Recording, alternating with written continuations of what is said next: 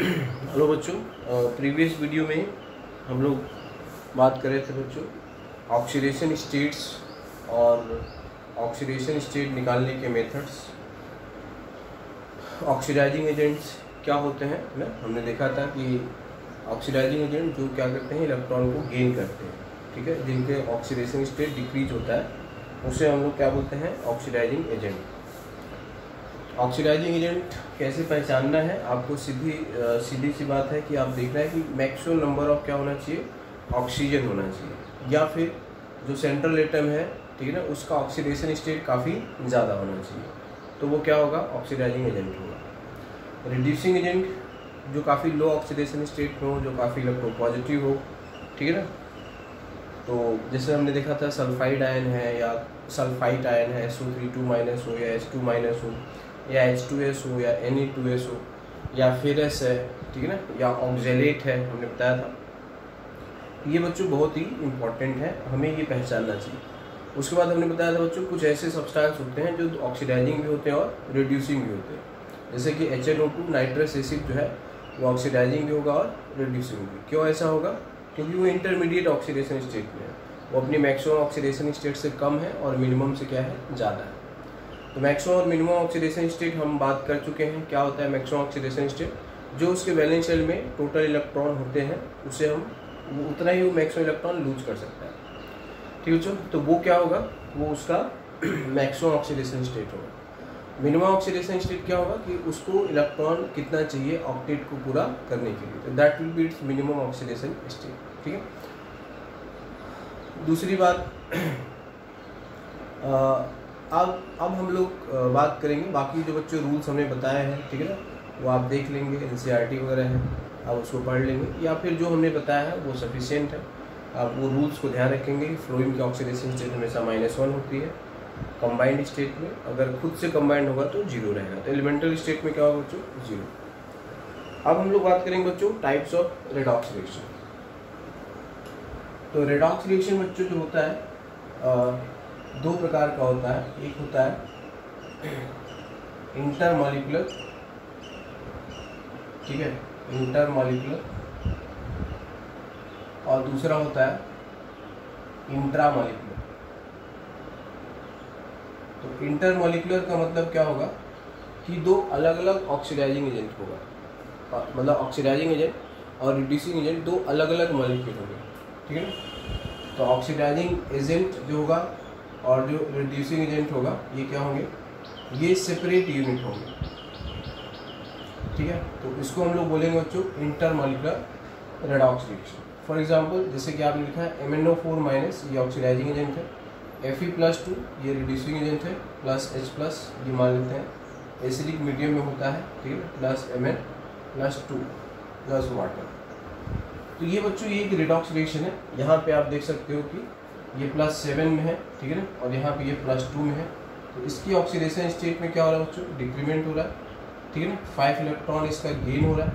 इस वजह से ये क्या है, ये ऑक्सीडाइजिंग एजेंट। और इसको अगर आप देखोगे तो +2 से +3 हो रहा है, तो ऑक्सीडेशन स्टेट जो हो रहा है वो इंक्रीज हो रहा है, ठीक है ना, लॉस ऑफ 1 इलेक्ट्रॉन हो रहा है, ठीक है। इस वजह से ये क्या होगा बच्चों, ये रिड्यूसिंग एजेंट होगा। तो ये जो रेडॉक्स रिएक्शन है बच्चों, ये क्या है, ये इंटरमॉलिक्यूलर रेडॉक्स है, ठीक है, दिस इज इंटरमॉलिक्यूलर। तो इंट्रामॉलिक्यूलर में बच्चों क्या होगा कि इंट्रामॉलिक्यूलर में ऑक्सीडाइजिंग एजेंट और रिड्यूसिंग एजेंट मॉलिक्यूल के अंदर ही होंगे, ठीक है।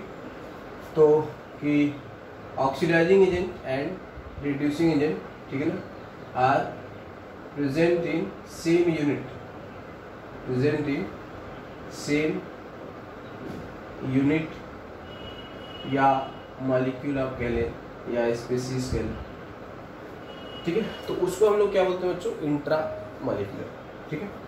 जैसे कि बच्चों ये जो है जैसे कि अगर हम अमोनियम डाइक्रोमेट को हीट करते हैं, ठीक है ना, NH4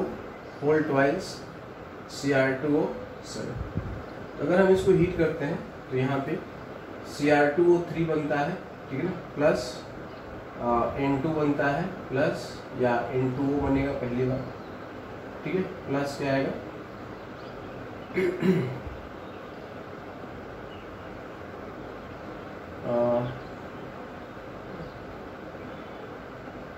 N2 आएगा ना, हाँ N2 प्लस 4H2, ठीक है, ये 4H2। तो इसमें बच्चों ध्यान से देखोगे ना, तो ये जो है ये +7 में है, सॉरी +6 में है, ठीक है बच्चों। अमोनियम आयन ये 1, ठीक है, और ये है बच्चों -3 में, तो ये जा रहा है +6 से +3 में, इसमें 3 इलेक्ट्रॉन का गेन हो रहा है, ठीक है ना बच्चों। और इसमें -3 से 0 में जा रहा है, 2 नाइट्रोजन है ना, तो 3 इलेक्ट्रॉन गेन पर क्रोमियम, ठीक है, पर क्रोमियम एटम, ठीक है, पर क्रोमियम।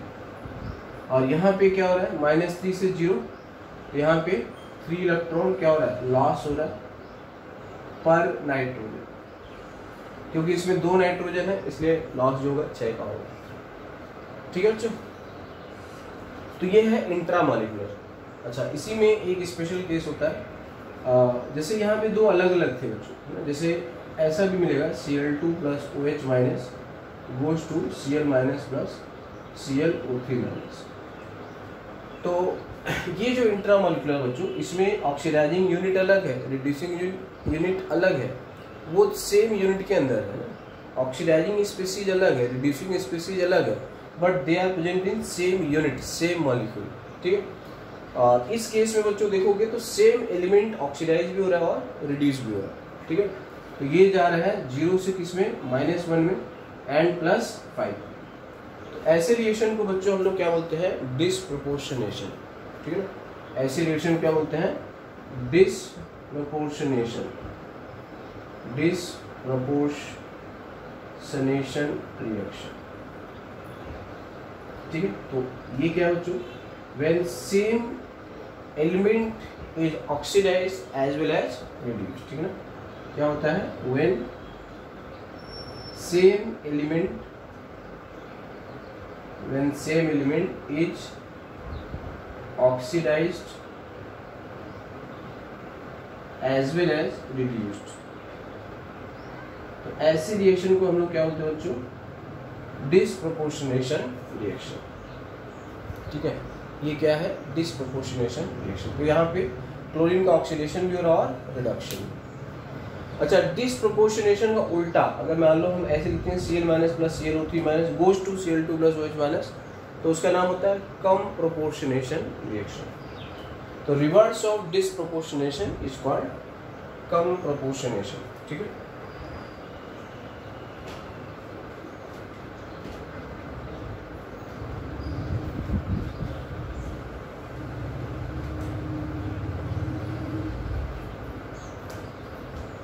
तो जैसे बच्चों अगर हम लिखते हैं Cl- plus ClO3- goes to Cl2 plus, इसका नाम हो जाएगा बच्चों कम प्रोपोर्शनेशन रिएक्शन, ठीक है। Reverse of disproportionation is called comproportionation, ठीक है। तो there are so many example like P4 plus OH- goes to PS3 plus H2PO2-, ठीक है। ये भी है Cl2 plus OH- Cl- plus ClO-, ठीक है। ये अगर कोल्ड NaOH होता है तो ये इस टाइप से होता है, ये वाला जो है ये हॉट NaOH होता है तब ऐसा, ठीक है।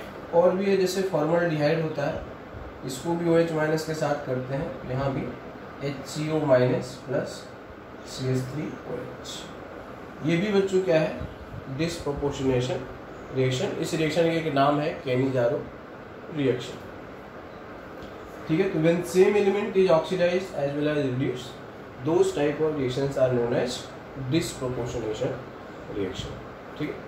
Disproportionation reaction is extremely important in our syllabus, ठीक है। बहुत बार ऐसे क्वेश्चंस आए हुए हैं और आते रहते हैं।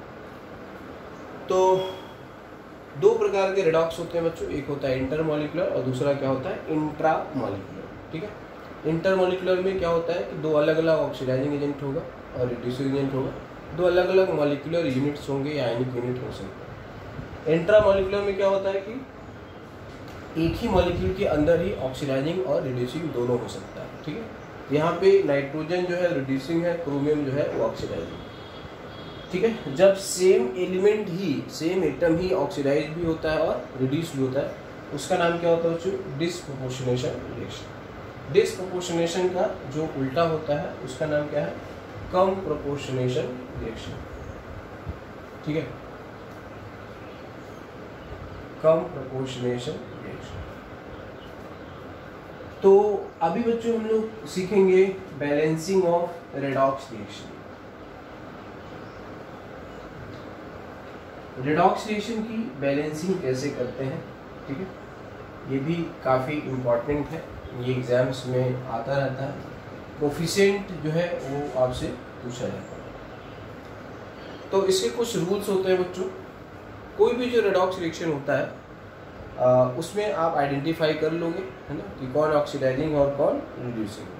तो ऑक्सीडाइजिंग और रिड्यूसिंग जैसे आप आइडेंटिफाई कर लोगे, अब उसमें क्या होता है बच्चों कि बहुत सारे ऐसे पार्टिकल्स होते हैं जो एक एक्सपेक्टेटर पार्टिकल होते हैं, मतलब वो उसमें होंगे तो जरूर, ठीक है, बट वो रेडॉक्स रिएक्शन में पार्टिसिपेट नहीं करेंगे। Means they will not take and lose electron. वो हो सकता है वो चार्ज को बैलेंस कर रहे होंगे, हो सकता है वो एटम को बैलेंस कर रहे होंगे, हो सकता है वो किसी मीडियम को स्पेसिफाई कर रहे होंगे। तो ऐसे particle which are not directly involve in the electron transfer, they are known as spectator particle. तो रेडॉक्स रिएक्शन में क्या हो सकता है? एक्सपेक्टेटर पार्टिकल होते हैं, ऑक्सीडाइजिंग एजेंट होता है और रिड्यूसिंग एजेंट होता है। ठीक है, तो बैलेंसिंग को सीखना है, इसके लिए क्या होता है बच्चों? कुछ रूल होता है। ठीक है, बैलेंसिंग ऑफ रेडॉक्स रिएक्शन।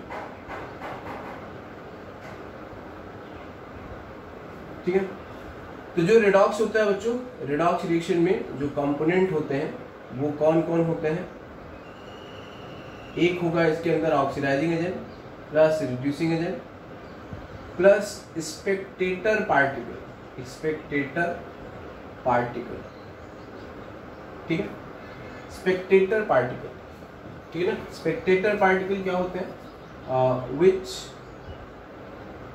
ठीक है ना, do not involve in electron transfer. तो उसको हम लोग क्या बोलते हैं बच्चों?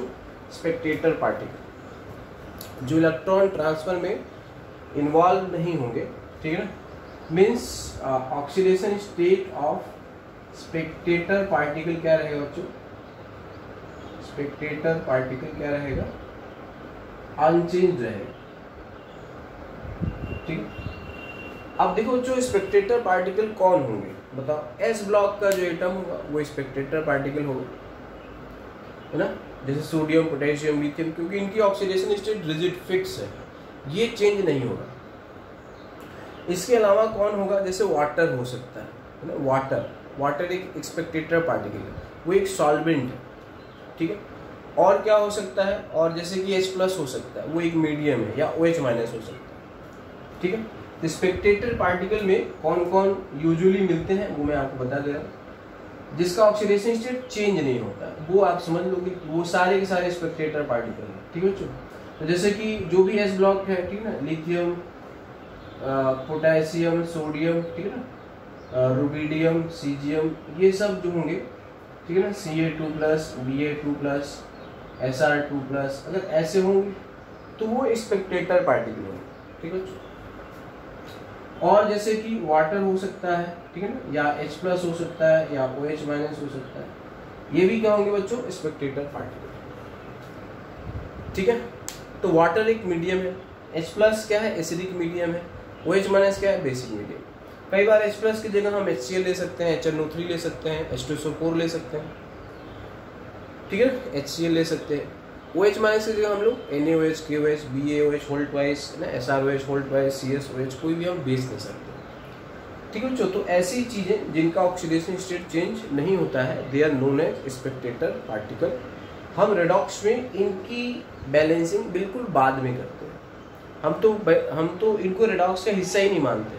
ठीक है, हम केवल ऑक्सीडाइजिंग एजेंट, रिड्यूसिंग एजेंट देखते हैं और उनके करस्पॉन्डिंग प्रोडक्ट देखते हैं, बस।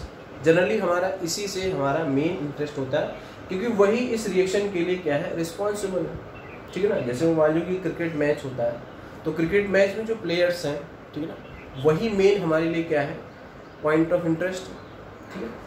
वहाँ पे जो स्पेक्टेटर है ना, जो दर्शक है, उससे आपको कोई लेना देना नहीं है। आप मैच देखते हैं, ठीक है ना, दर्शक से आपको बहुत ज़्यादा लेना देना नहीं होता है। तो सेम यहाँ भी होता है कि आपको ऑक्सीडाइजिंग एजेंट और रिड्यूसिंग एजेंट ही आइडेंटिफाई करना होगा। वो आपको समझ में आ चुका है, ठीक है ना, कि ऑक्सीडाइजिंग एजेंट जनरली क्या होता है, खूब सारा ऑक्सीजन हो उसके अंदर, बहुत ज़्यादा ऑक्सीडेशन स्टेट हो, हायर ऑक्सीडेशन स्टेट में, तो ऑक्सीडाइजिंग एजेंट है। हमने कुछ लिस्ट भी बताए हुए हैं, ठीक है ना, आप उनको सही से आप देख लेंगे।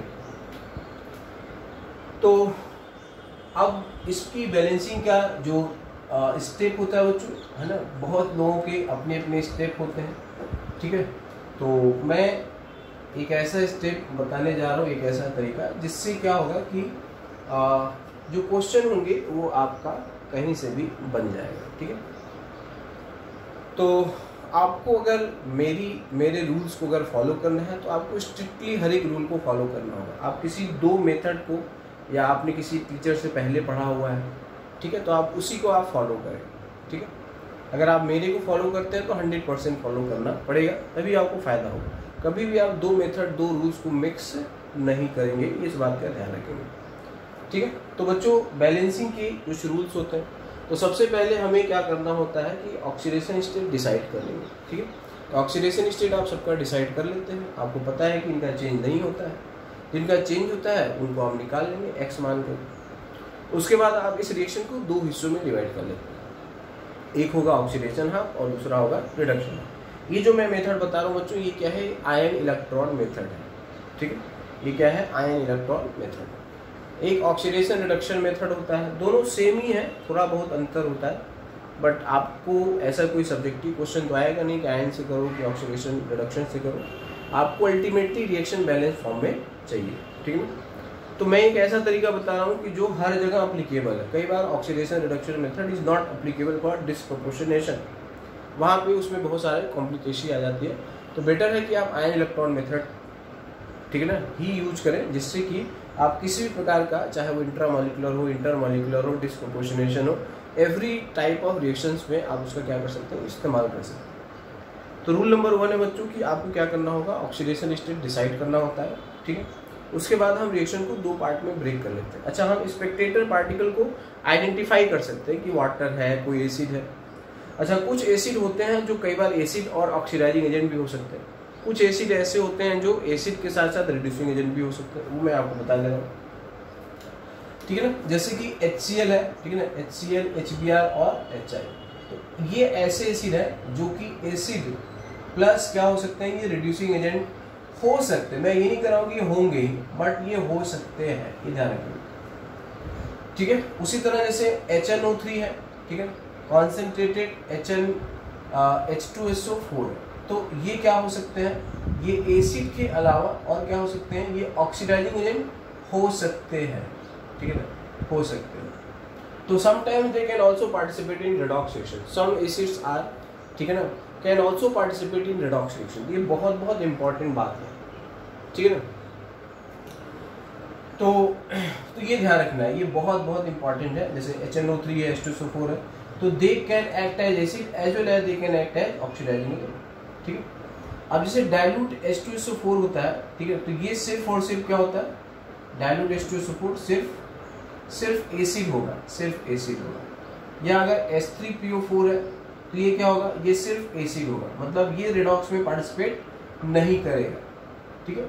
अब जैसे HCl, HBr, HI है, तो इसके साथ अगर कोई स्ट्रॉन्ग ऑक्सीडाइजिंग एजेंट ले लेंगे तो ये एसिड के अलावा क्या हो जाएंगे, ये रिड्यूसिंग एजेंट भी हो जाएंगे, ठीक है। उसी तरह जैसे HNO3 H2SO4 है, इसके साथ अगर आप कोई रिड्यूसिंग एजेंट लेते हैं और वो रिड्यूसिंग एजेंट बहुत ही स्ट्रॉन्ग है, तो they can also act as oxidising agent. तो आपको कई बार ये बात समझनी होगी, ठीक है ना, कि ये जो होते हैं एसिड के साथ साथ और भी बिहेवियर शो कर सकते हैं। जैसे कि आपको हमने बताया था कि सल्फर +6 ऑक्सीडेशन स्टेट में कॉन्सेंट्रेशन बहुत ज़्यादा है, तो ये मैक्सिमम ऑक्सीडेशन स्टेट में है, तो ये इलेक्ट्रॉन को गेन भी कर सकता है, ठीक है। HNO3 में भी नाइट्रोजन हाईएस्ट ऑक्सीडेशन स्टेट +5 में है, तो ये इलेक्ट्रॉन को गेन कर सकता है। In fact concentrated HNO3 is very strong oxidising agent, ये आपको ध्यान रखना है, ठीक है ना। जो कॉन्सेंट्रेटेड HNO3 है, ये क्या है, वेरी स्ट्रॉन्ग ऑक्सीडाइजिंग एजेंट, मतलब आप इसको प्योर ऑक्सीडाइजिंग एजेंट भी ले सकते हैं, ठीक है ना, हम इसका यूज भी करते हैं। तो बच्चों रूल नंबर 1 होता है कि आपको क्या करना है कि ऑक्सीडाइजिंग एजेंट और रिड्यूसिंग एजेंट आइडेंटिफाई करना है। उसके लिए आपको क्या करना होगा, सभी का ऑक्सीडेशन स्टेट डिसाइड करना होगा। किसका डिसाइड नहीं करना है, जिसका आपको नोन है। किसका नोन है, जैसे एस ब्लॉक का नोन है, ऑक्सीजन का नोन है, ठीक है ना, हाइड्रोजन का नोन है, तो ये नोन है। तो जो इसके अलावा अगर कोई एटम है तो आप उसके ऑक्सीडेशन स्टेट को क्या कर लोगे, डिसाइड कर लोगे। फिर हम रिएक्शन को 2 हिस्सों में डिवाइड कर लेते हैं। फिर उसके बाद हम उन ऑक्सीडेशन हाफ और रिडक्शन हाफ में केवल उस एटम को बैलेंस करेंगे जिसका ऑक्सीडेशन स्टेट चेंज होता है, ठीक है। उसके बाद हम क्या करते हैं, total number of loss electron and gain electron find करते हैं। उसके अकॉर्डिंग हम वहाँ पे रिएक्शन में ऐड या सब्ट्रैक्ट करेंगे। फिर इन दोनों रिएक्शन को हम क्या करते हैं, इस तरह से ऐड करेंगे जो नेट लॉस ऑफ इलेक्ट्रॉन है, नेट गेन ऑफ इलेक्ट्रॉन है, वो क्या हो जाए बच्चों, सेम हो जाए, जिससे कि हम इन दोनों रिएक्शन को जब ऐड करेंगे तो कैंसिल आउट हो जाए। तो मैं ये सारी बातें बच्चों नोट कर देता हूँ, ठीक है, जिससे कि आपको बिल्कुल चीज़ें क्रिस्टल क्लियर हो जाए। तो पहला है बच्चों रूल्स इसके है, ठीक है। पहला रूल है कि डिटरमिन ऑक्सीडेशन स्टेट, ठीक है ना, एक्सक्लूडिंग है ना, या एक्सक्लूड एक्सपेक्टेटर पार्टिकल। आप चाहें तो स्पेक्टेटर पार्टिकल को लेके भी चल सकते हैं, ठीक है ना, आप चाहें तो इनको लेके भी चल सकते हैं, बट शुरू में आपको इनको अवॉइड कर लेना चाहिए, ठीक है। तो determine oxidation state, exclude Spectator particle and divide, ठीक है, रिएक्शन इनटू टू हाफ,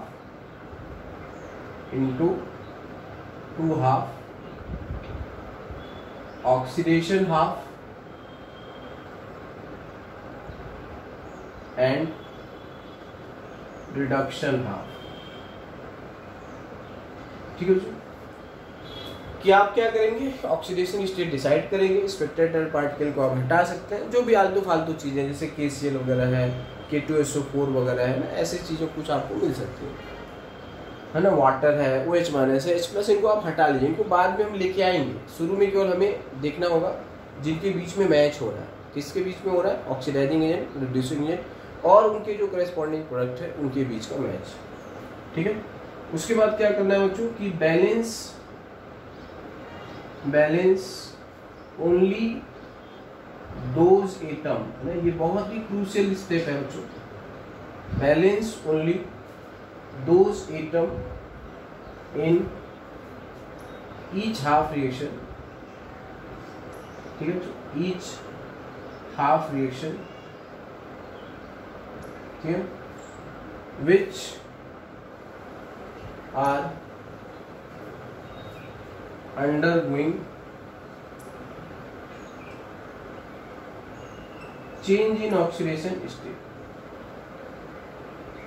ठीक है। तो आप क्या करेंगे, केवल उन सभी एटम को बैलेंस करेंगे जिसका ऑक्सीडेशन स्टेट क्या हो रहा है, चेंज हो रहा है, ठीक है।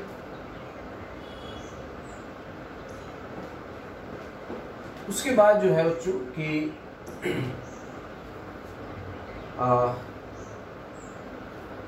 एंड तीसरा स्टेप होगा find net transfer of electron, ठीक है, इन बोथ हाफ रिएक्शन,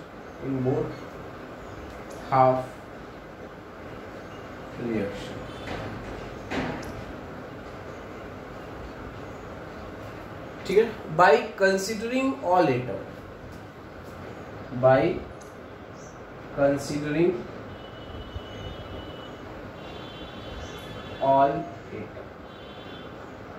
तो बच्चों पहले ये 2 रूल हम जो समझे हैं, जो लिखे हैं, पहले उसको हम समझ लेते हैं। मान लो बच्चों हम एक एग्जांपल लेते हैं, जैसे मान लीजिए कि ये है Cr2O72 minus plus Fe+2 plus H+, ठीक है बच्चों, Cr+3 प्लस Fe+3 प्लस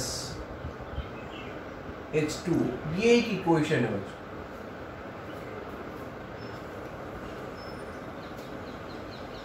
ठीक है ना, ये एक इक्वेशन है। अब हमें इस रिएक्शन को बैलेंस करना है। तो स्पेक्टेटर पार्टिकल आपको दिख रहा है, यहाँ पे तो बहुत कम हमने लिखा है, एक तो H+ है और एक वाटर। आप इनको भूल जाइए, ठीक है, आप इनको हटा लेंगे, मतलब जब आप यहाँ से प्रोसीड करेंगे।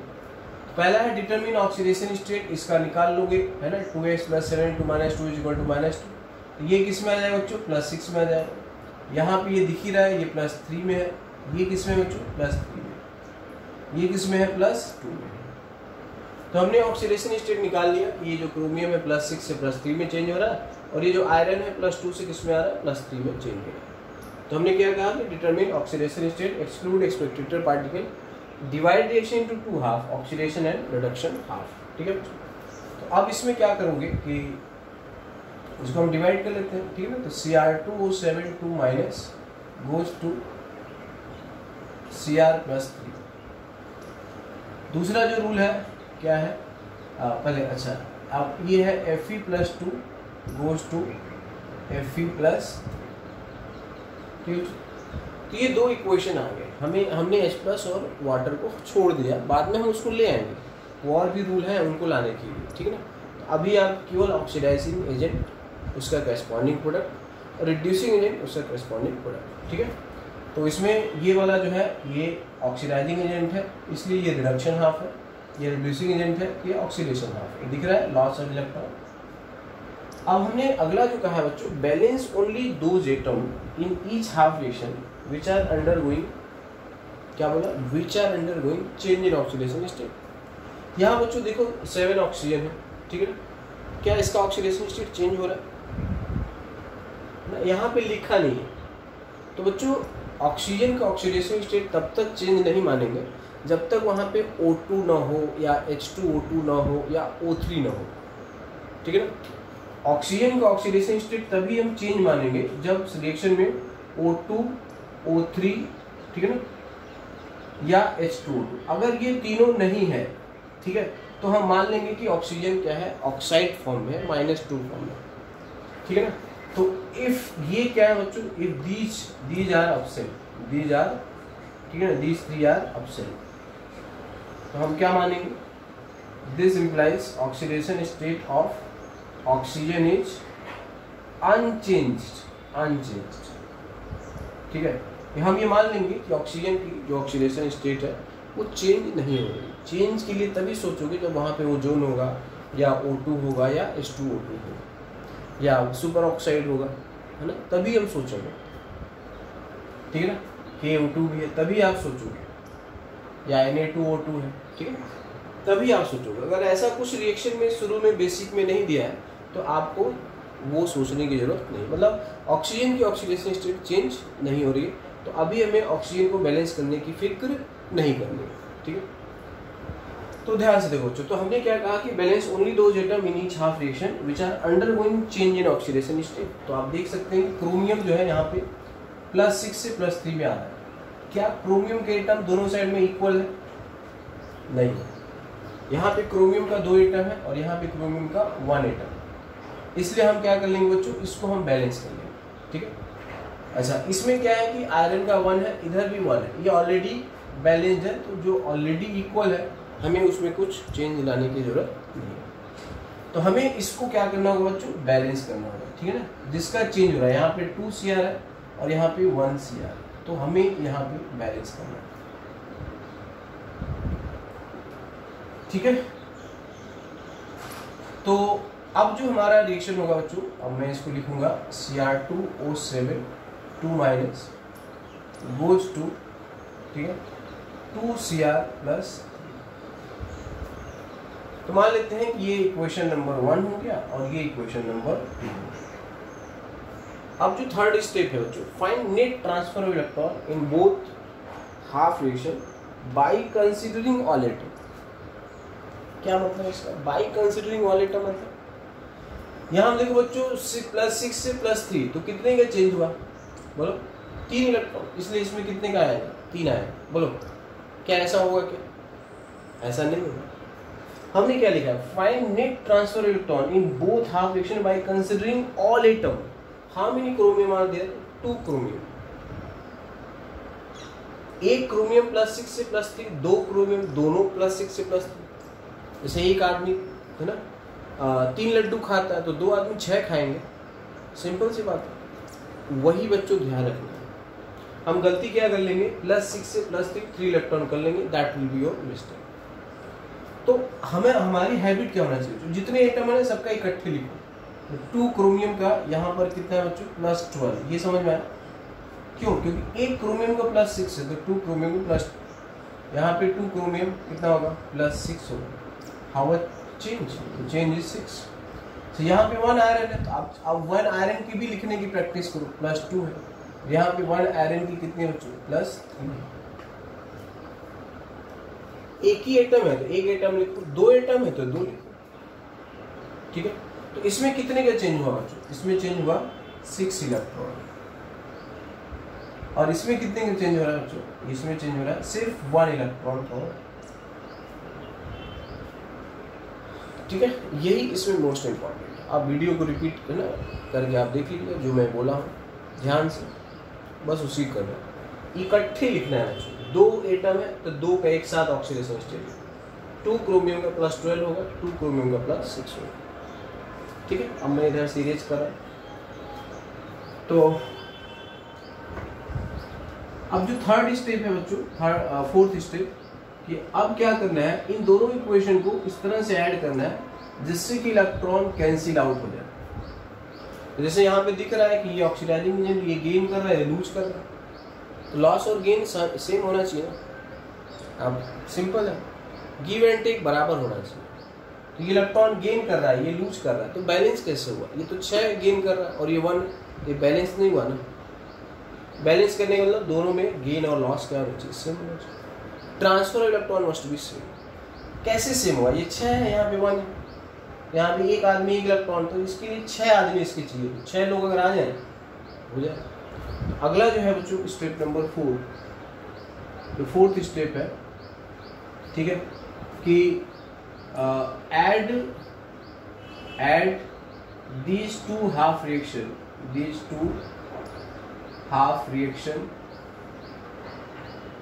add these two half reaction, ठीक है ना, in such a way so that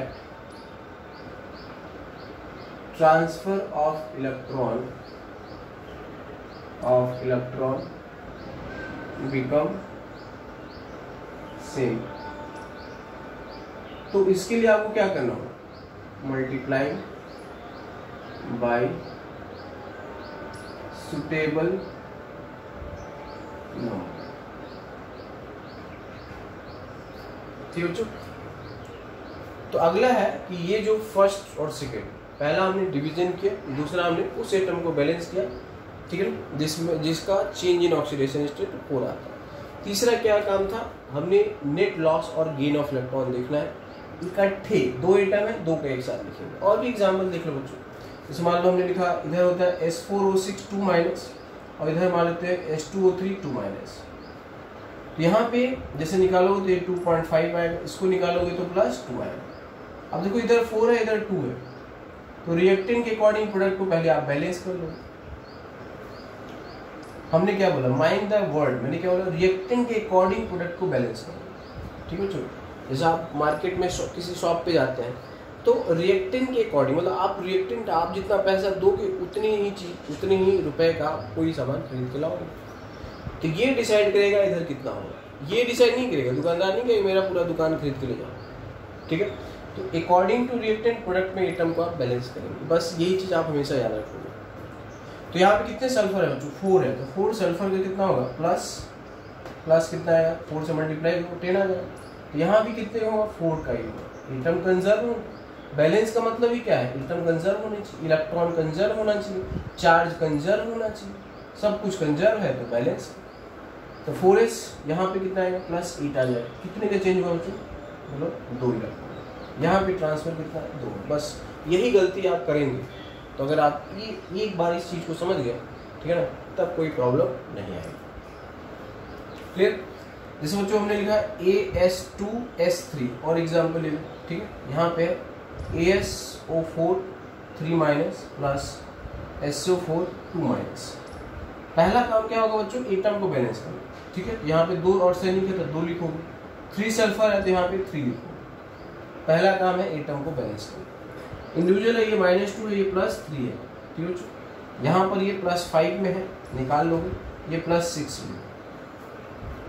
अब बच्चों ये जो यूनिट है ना, आपके साथ जो कोई गया है, हो सकता है आप अकेले शॉपिंग करने जाते हो सकता है आपका फ्रेंड है या आपकी सिस्टर है, ब्रदर है, कोई भी गया हो, तो दोनों लोग पैसे खर्च कर सकते हैं ना, दोनों लोग शॉपिंग कर सकते हैं। तो समटाइम्स क्या होगा कि मॉलिक्यूल में एक ही टाइप का एलिमेंट ही इलेक्ट्रॉन लूज कर रहा होगा, गेन कर रहा होगा, बट एक से ज़्यादा टाइप के भी मॉलिक्यूल क्या कर सकते हैं, इलेक्ट्रॉन लूज कर सकते हैं या गेन कर सकते हैं, ठीक है। तो ये कैसे पता चलेगा, उनके ऑक्सीडेशन स्टेट निकाल के पता चलेगा। अब देखो बच्चों, इसमें कितने आर्सेनिक है, 2 आर्सेनिक है, ठीक है। 2 आर्सेनिक का यहाँ पे देखो कितना होगा, एक का तो +3 है, 2 का +6 होगा। यहाँ पे 2 आर्सेनिक का कितना है बच्चों, 2 आर्सेनिक का +10 होगा। आर्सेनिक की वजह से कितने का होगा बच्चों, 4 इलेक्ट्रॉन का, ठीक है ना, क्या हो रहा है, लॉस हो रहा है। इसमें देखो बच्चों 3 सल्फर है, तो 3 सल्फर का कितना आएगा, एक का -2, 3 का -6 होगा। और यहाँ पे 3 सल्फर का, एक का +6, 3 का कितना होगा, +18 होगा। तो इसने भी क्या किया बच्चों, लूज ही किया है, -6 18 कितना हो जो 24 हो गया।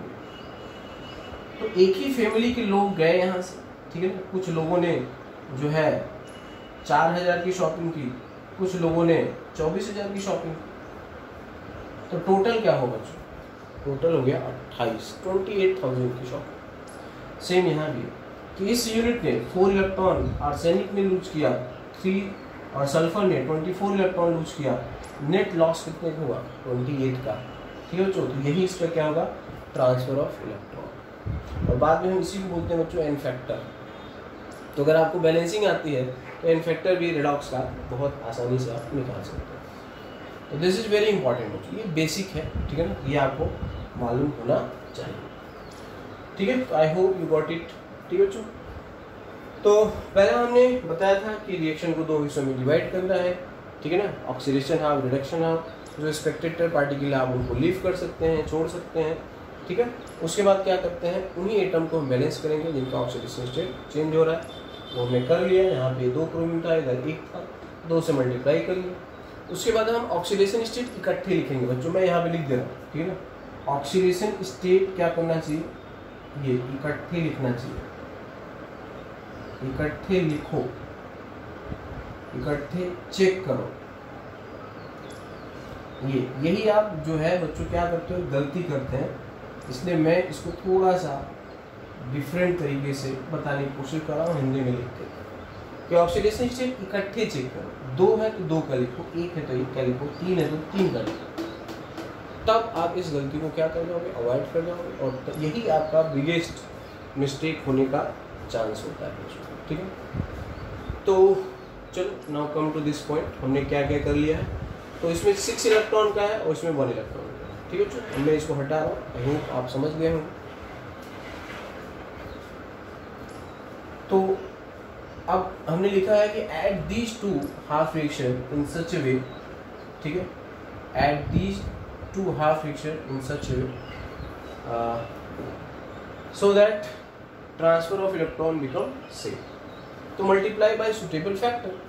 तो हम क्या करेंगे बच्चों, देखो इसमें 1 इलेक्ट्रॉन का ट्रांसफर हो रहा है, इसमें केवल 6 का, तो टोटल को बैलेंस करना है, तो इसमें 6 से मल्टीप्लाई करेंगे, क्या लिखेंगे, 6 × फर्स्ट प्लस सेकेंड, समझ गए बच्चों। तो ये भी 6 हो जाएगा, तो क्या हो जाएगा, ऐड कर लेंगे, ठीक है। तो क्या हो जाएगा, ये हो जाएगा Cr2O7 2 minus plus 6Fe plus 2, ठीक है, goes to 2Cr plus 3 plus 6Fe plus. तो यहाँ तक बच्चों हमारा जो है रेडॉक्स वाइज ये बैलेंस हो गया। बस मेन काम यही बच्चों, बाकी चीज़ें फालतू काम है, बाकी चीज़ों का बहुत ज़्यादा रोल नहीं है, बाकी चीज़ें टाइट्रेशन में मैटर नहीं करेंगी, मैटर केवल यही करेंगे, इसके 1 मोल से इसका 6 मोल, बस ये पता होना चाहिए, ठीक है। तो अब अगला जो होता है बच्चों, इसके बाद जब आप यहाँ पे कर लोगे तो बाकी जितने भी एटम है आप उसे बैलेंस करने की कोशिश करेंगे, एक्सेप्ट हाइड्रोजन एंड ऑक्सीजन, ठीक है। अगला स्टेप होता है कि balance other atom other atoms if any except oxygen and hydrogen। तो जब आप यहाँ तक आ गए कि रेडॉक्स वाइज आपने बैलेंस किया कि रिएक्शन को 2 हिस्सों में डिवाइड किया, ऑक्सीडेशन स्टेट निकाला, उस एटम को बैलेंस किया जिसका ऑक्सीडेशन स्टेट चेंज हुआ, ठीक है। फिर उसके बाद इकट्ठे ऑक्सीडेशन स्टेट लिख के नेट ट्रांसफर ऑफ इलेक्ट्रॉन देख लिया। फिर हम इन दोनों रिएक्शन को इस तरह से ऐड करेंगे जिससे नेट इलेक्ट्रॉन ट्रांसफर इक्वल हो जाए। इसमें 6 का ट्रांसफर हो रहा है, इसमें 1 का हो रहा है, तो ये दोनों बराबर हो जाए, ठीक है। तो उसके लिए आप मल्टीप्लाई कर सकते हैं। जैसे यहाँ पे 2 इलेक्ट्रॉन का होता है, यहाँ पे 3 का होता है, तो क्रॉस मल्टीप्लाई कर लो, 2 × 3 3 × 2। यहाँ पे 10 का होता है, यहाँ पे 5 का होता है, तो इसमें 2 से कर लो। समझ में आ रहा? यहाँ पे 7 का है, यहाँ पे 9 का है, तो इसमें 7 से मल्टीप्लाई, यहाँ पे 9 से मल्टीप्लाई। इस तरह से नेट ट्रांसफर इलेक्ट्रॉन क्या होना चाहिए? इक्वल होना चाहिए। अब उसके बाद होता है बच्चों बैलेंसिंग ऑफ ऑक्सीजन। जब आप 5 स्टेप तक आ गए तो आपको क्या करना है? ऑक्सीजन की बैलेंसिंग करनी है, ठीक है बच्चों, बैलेंसिंग ऑफ ऑक्सीजन। तो जब आप ऑक्सीजन की बैलेंसिंग करते हैं तो सिर्फ और सिर्फ वाटर का यूज करेंगे। हमें ये नहीं पता है, हमें ये नहीं सोचना है कि ये रिएक्शन एसिडिक में हो रहा है कि बेसिक में, ठीक है। अगला जो होता है 6 स्टेप जो है कि balance oxygen atom, balance oxygen atom, ठीक है, using water for acidic as well as basic medium. मतलब मीडियम कोई भी हो इससे मतलब नहीं। इन एवरी केस हमारा काम क्या होगा कि ऑक्सीजन की बैलेंसिंग करने के लिए वाटर का रिक्वायर्ड नंबर जितना जरूरत होगा उतना, ठीक है। जैसे यहाँ देखो बच्चों, इधर कितना है? 7 ऑक्सीजन है और इधर कुछ भी नहीं। अच्छा, हाउ डू यू नो कि this medium, what is the medium of? यहाँ पे H+ लिखा है ना बच्चों, ये एसिडिक मीडियम।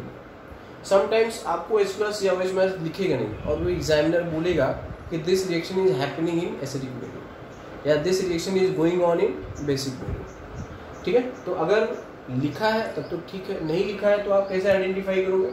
इसमें लिखा रहेगा H+ या HNO3, H2SO4, ठीक है ना, HClO4, ये लिखा रहेगा। तो कोई भी एसिड होगा, H+ होगा, HBr होगा, HI होगा। या बेसिक मीडियम है तो NaOH, KOH, RbOH, CSOH whole twice, CaOH whole twice, है ना, ये सब टाइप का रहेगा। तो वहाँ से पता कर लो कि मीडियम एसिडिक है कि बेसिक है या न्यूट्रल होगा। अब अगला बच्चों है कि वाटर का, ऑक्सीजन का इस्तेमाल बैलेंस करना है बाय यूजिंग वाटर। अब देखो यहाँ पे 7 ऑक्सीजन है, यहाँ पे एक भी ऑक्सीजन नहीं, तो क्या यूज कर लोगे? 7H2 कर लोगे। अगला है तो लिखोगे Cr2O7 2 minus plus 6Fe+2 goes to क्या होगा? 2Cr+3 plus 6Fe+3 plus 7H2। ये हमने बच्चों क्या कर दिया? ऑक्सीजन की बैलेंसिंग कर लिया, क्योंकि लेफ्ट साइड में 7 ऑक्सीजन थे, राइट साइड में नहीं थे, इसलिए हमने 7H2 को यूज कर लिया। अगला स्टेप है 7th नंबर फॉर, अब है लास्ट में आता है बच्चों, है ना, बैलेंसिंग ऑफ हाइड्रोजन, ठीक है, balancing of hydrogen,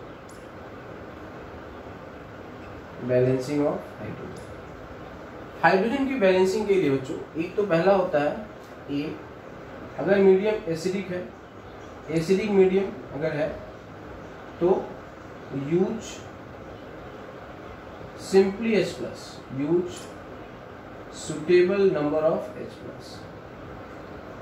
suitable number of H+, ठीक है। अगर मीडियम एसिडिक है बच्चों, ठीक है, तो आप क्या करोगे? सुटेबल नंबर ऑफ H+ को यूज करोगे। दूसरा है बी है, अगर मीडियम बेसिक है तो थोड़ा सा बच्चों ये मेरा जो है थोड़ा सा, ठीक है, आपको समझने के लिए थोड़ा एफर्ट करना है। तो अगर बच्चों मीडियम बेसिक है, जैसे कि यहाँ पे मीडियम क्या है? एसिडिक है, तो एसिडिक मीडियम में H+। अब कुछ बच्चे सोचेंगे सर यहाँ भी एक H+ था, आप यहाँ पे लगाओगे, ये वाला H+ क्या होगा? हमने तो इसको छोड़ दिया था ना स्पेक्टेटर पार्टिकल, हमें इससे मतलब नहीं था। अब हम उसको लाएंगे, तो आप इससे कंफ्यूज ना हो कि सर यहाँ भी एक वाटर था अपने साथ, यही वाला यूज किया क्या? नहीं, वाटर इधर भी हो सकता था, H+ इधर भी जा सकता है, ठीक है ना। तो आप इन H+ इन वाटर को आप भूल जाइए, जो मेरा मेथड है उसे याद रखिए, ठीक है। तो एसिडिक मीडियम है, पहले इस रिएक्शन को देख लेते हैं बच्चों। एसिडिक मीडियम है तो क्या कर लोगे, H+ का यूज कर लोगे। यहाँ पे कितना है बच्चों, हाइड्रोजन 14 है, और यहाँ पे कितना है, एक भी नहीं है। ये मत सोचना कि सर ये तो है, नहीं, उससे मतलब नहीं, वो भूल गए हैं, हम भूल गए, हमने यहाँ से शुरू किया, अब हम फाइनल आएंगे, ठीक है। तो यहाँ पे 14 है, ठीक है ना, 14 है, यहाँ पे कितना कर लोगे, 14H+। तो ये है बच्चों बैलेंसिंग ऑफ हाइड्रोजन। तो ये हो जाएगा Cr2O7 plus 6 Fe+2 plus 14H+, ठीक है बच्चों। In this way 2Cr+3 plus 6 Fe+3 plus 7H2। This is your complete, ठीक है ना, बैलेंस्ड इक्वेशन। अब इसमें जो है बच्चों, अगर आपसे पूछे कि हाउ डू यू नो कि this is your correct answer, तो हम आपको एक तरीका बताएंगे और उससे आप क्या कर लोगे, 100% एश्योर हो जाओगे कि आपका जो इक्वेशन है वो करेक्ट है। हम दोनों साइड के नेट चार्ज को क्या कर लेंगे बच्चों, एल्जेब्रिकली सम कर लेंगे। अगर दोनों साइड के चार्ज का जो एल्जेब्रिक सम है वो इक्वल है लेफ्ट साइड में और राइट साइड में, इसका मतलब ये हमारा इक्वेशन 100% करेक्ट है। तो ध्यान से देखो बच्चों, यहाँ पे चार्ज देखो, इसके ऊपर 2 निगेटिव है, ये -2 देगा, 2 निगेटिव है ना, जैसे सल्फेट है। इसके ऊपर 2 पॉजिटिव है, बट इसकी संख्या 1 नहीं है, 6 है। तो 6 × 2 कितना हो जाएगा, 12 आएगा।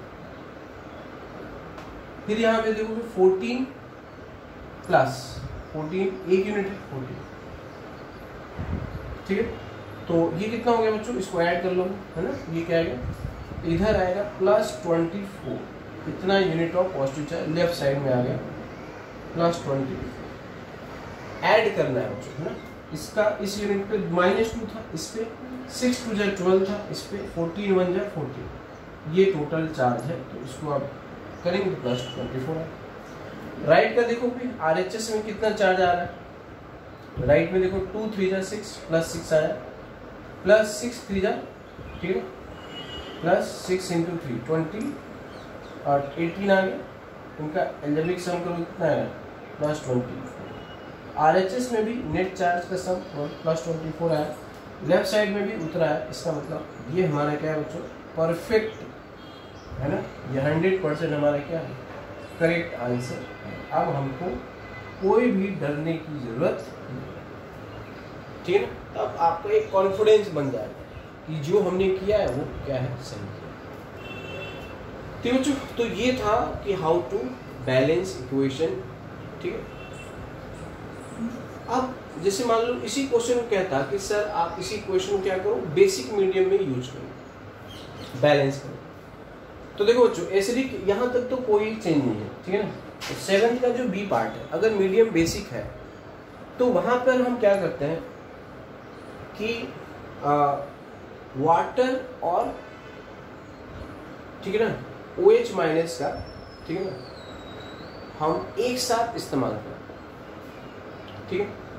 तो जिधर हाइड्रोजन की शॉर्टेज होती है, ठीक है, जिधर हाइड्रोजन एटम की शॉर्टेज होती है उधर हम वाटर का मॉलिक्यूल ऐड करते हैं।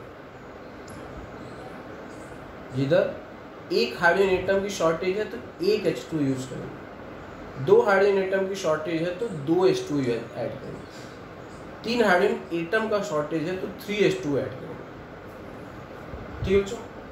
आई होप यहाँ तक आपने समझ लिया है।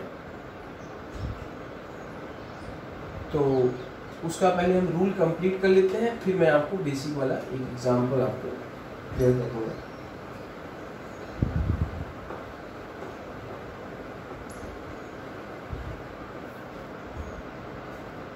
तो इसमें क्या होता है कि जिस साइड हाइड्रोजन, ठीक है ना, तो यहाँ पे क्या होता है कि जैसे सपोज के लिए एक एग्जांपल लेते हैं कि इधर शॉर्टेज ऑफ क्या है, n हाइड्रोजन एटम, राइट में या लेफ्ट में कहीं होगा। तो जिधर शॉर्टेज है इधर क्या करोगे, NH2O ऐड होगा, एडेड होगा, और ठीक इधर अपोजिट में, ठीक है ना, NOH माइनस क्या होगा, एडेड होगा। बस ये बात है, ठीक है ना, कि जिस तरफ हाइड्रोजन एटम की शॉर्टेज हो, एक हाइड्रोजन एटम की शॉर्टेज है तो एक H2O। अब ये दिमाग में नहीं लगाना सर इधर एक हाइड्रोजन एटम था इसमें तो H2 दो है, इसी को तो हम काउंटर बैलेंस कर रहे हैं बाय यूजिंग OH माइनस, ठीक है बच्चों। जैसे मान लो कि इधर क्या है, इधर 2 हाइड्रोजन क्या है बोलो, एक्सेस है, तो इधर क्या करोगे, राइट में क्या करोगे, 2H2O ऐड होगा, ठीक है, और इधर क्या होगा, 2OH माइनस होगा। अब देखो बराबर हो गए ना, 2 हाइड्रोजन 2 हाइड्रोजन 4 हो गए, इधर भी 2 × 2 4, ठीक है। इधर मान लो लिखा 3H2O एक्सेस है, ठीक है, इधर क्या करोगे, इधर सॉरी 3 हाइड्रोजन एटम एक्सेस है, ठीक है, 3 हाइड्रोजन एक्सेस है, इधर क्या करोगे, 3H2O ऐड होगा, इधर 3OH माइनस, 3 हाइड्रोजन 3 + 3 6 3 2 0, बस यही करना है। तो बेसिक मीडियम में कि use suitable number of H2O, ठीक है ना, where hydrogen is in short and add simultaneously same number of OH minus in opposite side, ठीक है। इसमें ये है कि use same number of water, ठीक है ना, where hydrogen atom is in short and simultaneously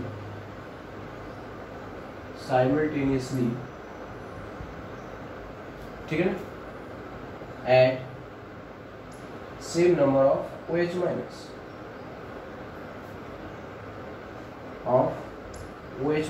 in opposite या जिधर हाइड्रोजन एक्सेस में था। तो ये है बच्चों बेसिक मीडियम, ठीक है, कि यहाँ पे 2 हाइड्रोजन एक्सेस है, मतलब इधर 2 हाइड्रोजन शॉर्ट है तो 2H2 होगा और इसके अपोजिट में 2H, बस ये कर लो। तो let us do one more example.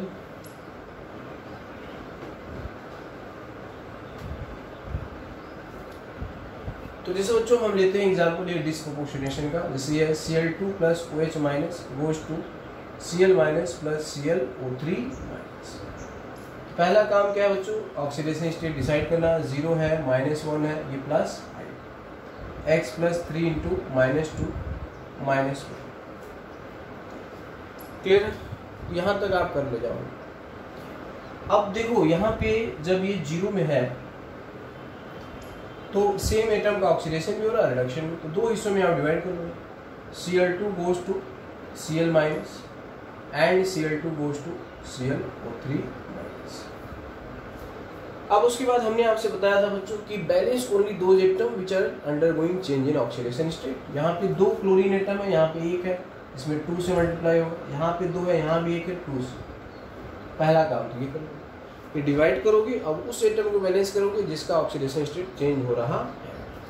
अब देखो उसके बाद क्या कहा, ऑक्सीडेशन स्टेट इकट्ठे लिखो, ठीक है ना। तो हमने क्या कहा, डिवाइड करो, ठीक है, फिर उसे बैलेंस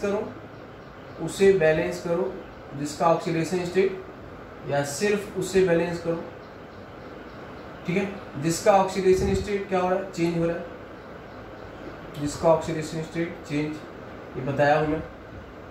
उसके बाद इकट्ठे ऑक्सीडेशन स्टेट, ठीक है ना बच्चों, इकट्ठे ऑक्सीडेशन स्टेट से क्या करो, इलेक्ट्रॉन ट्रांसफर देखो, बस यही मेन बात है बच्चों, इसलिए मैं इसको ऐसे लिख दिया, इसको भूल गए तो गड़बड़ कर जाओ, ठीक है। तो सिर्फ उससे बैलेंस किया जिसका चेंज इकट्ठे, तो यहाँ देख 2 क्लोरीन है, तो 2 क्लोरीन का 0 है, और यहाँ पे 2 क्लोरीन का कितना है बच्चों, -2, यहाँ पे 2 क्लोरीन का 0 है, और यहाँ पे 2 क्लोरीन का कितना है, +10, इसमें 10 इलेक्ट्रॉन है, इसमें कितना है बच्चों, 2 इलेक्ट्रॉन। क्या करना पड़ेगा, 2 इनको इस तरह से ऐड करो जिससे क्या है, ये कैंसिल हो, या ट्रांसफर इक्वल है, तो 10 इधर 2 है, इसे क्या करना होगा 5 से मल्टीप्लाई करना, 5 into first plus second add करना, 5Cl2 plus Cl2 goes to 10Cl minus plus 2Cl3, यही क्या करना, ठीक है। मिलाकर के ये क्या होगा बच्चों 6Cl2 goes to 10Cl minus plus 2Cl3 minus. अब इसमें क्या करना है बच्चों कि 6Cl2, ठीक है, तो इसमें देखो कॉमन फैक्टर आ रहा है तो आप हटा सकते हैं। इससे क्या होगा कि आपका आगे का जो पोर्शन रहेगा आगे हैंडल करना आसान होगा, ठीक है। तो यहाँ पे 2 कॉमन है, दूसरा हटा दो, आप लेके भी चल सकते हैं, बाद में आप उसको हटा सकते हैं, ठीक है। तो हम बट इजी करने के लिए यहीं से हटा लेते हैं। इसको क्या लिखोगे बच्चों 3Cl2 goes to 5Cl minus plus Cl3 minus, ठीक है, ये होगा। अब आपको हमने क्या बताया कि ऑक्सीजन की balance other atom if any except hydrogen and oxygen, ऐसा कोई था नहीं, ठीक है। अब किसका नंबर है ऑक्सीजन का, इधर कितना ऑक्सीजन बच्चों 3, इधर 0, क्या कर लोगे इधर हो जाएगा 3Cl2 प्लस 3H2O, ठीक है ना, goes to 5Cl minus plus Cl3, ये। अब देखो हाइड्रोजन के लिए हमने क्या बताया था बच्चों कि use same number of water molecule where hydrogen is in short. Hydrogen level कितना है बच्चों 6 है, ठीक है ना। तो इधर क्या करोगे हाइड्रोजन के लिए फॉर हाइड्रोजन, ठीक है, यहाँ पे 6 हाइड्रोजन क्या है शॉर्ट है, इसलिए यहाँ पे क्या होगा 6H2O होगा और साइमल्टेनियसली इधर क्या होगा 6OH माइनस। जितना शॉर्ट है उधर उतना ही इधर 3H2O। अब इस H2O मत कंफ्यूज करना बच्चों, जो रूल है उस रूल को फॉलो करो। हमें हाइड्रोजन एटम देखना हो कहाँ से है कैसा है, इससे मतलब नहीं है। इधर टोटल हाइड्रोजन की संख्या 6 है, तो इधर 6 हाइड्रोजन की कमी, तो 6 वाटर इधर होगा और साइमल्टेनियसली 6OH माइनस। तो दिस वे, ठीक है ना।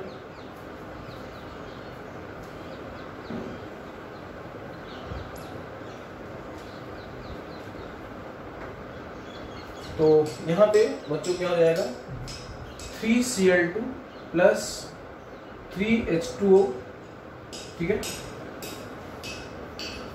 6OH माइनस आएगा, ठीक है ना, 6OH minus goes to 5Cl minus plus Cl3 minus plus 6H2। अब देखो ये कॉमन है, ये कॉमन है, तो हम इसको क्या करेंगे एडजस्ट करेंगे। रूल जो है उसको ब्रेक नहीं करना बच्चों कि यहाँ पे जब हम हाइड्रोजन की बैलेंसिंग करते हैं, मीडियम क्या था बेसिक था क्योंकि OH माइनस लिखा था, तो इधर हाइड्रोजन 6 हाइड्रोजन एटम था, तो 6 हाइड्रोजन एटम की शॉर्टेज थी, 6H2 किया और इधर 6OH माइनस।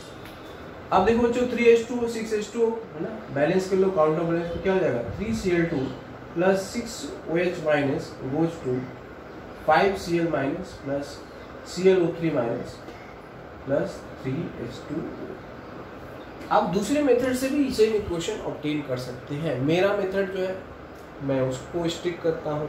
अगर आप इसको ठीक से समझते हैं तो आप इसको हमेशा आप यूज करेंगे। अगर आपने इसको पढ़ा है तो किसी भी दूसरे नियम को इसमें मिलाएंगे नहीं, अपना दिमाग नहीं लगाएंगे। रूल का मतलब देयर इज नो, है ना, अपना ब्रेन यूज नहीं करना, जो रूल है उस रूल को फॉलो करना, ठीक है, समझ गए बच्चों। अब आप देख सकते हैं कि चार्जेस इधर 0 चार्ज है, इधर कितना है -6 यूनिट है, इधर कितना है -5 यूनिट है, ये क्या है minus net charge -6 minus equal. इसका मतलब ये हमारा जो इक्वेशन है बच्चों वो क्या है परफेक्ट है, कोई भी इशू नहीं।